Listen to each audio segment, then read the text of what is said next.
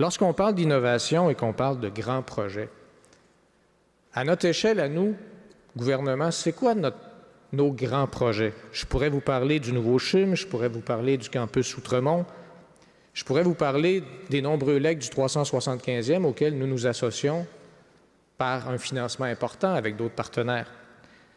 Mais le grand projet des prochaines années pour Montréal, c'est le REM. C'est le REM.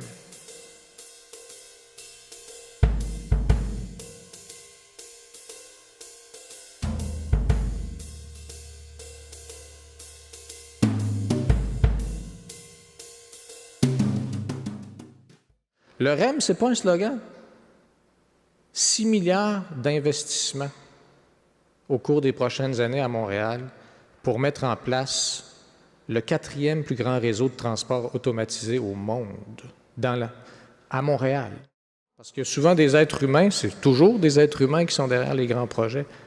Imaginez une rencontre entre le premier ministre du Québec, M. Philippe Couillard, et le président de la Caisse de dépôt et placement, Michael Sabia, parce que c'est comme ça que ça s'est passé, où le premier ministre demande à M. Sabia, mais vous faites des grands projets d'infrastructure de transport collectif ailleurs dans le monde.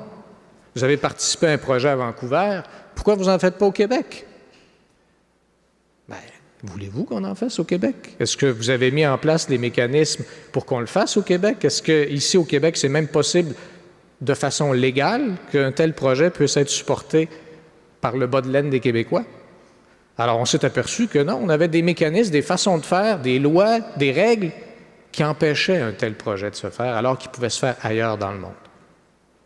Alors, on a changé les règles, on a changé les lois et on a permis au gouvernement de négocier une entente avec la Caisse de dépôt et placement qui a créé CDPQ Infra et qui va pouvoir réaliser ce projet.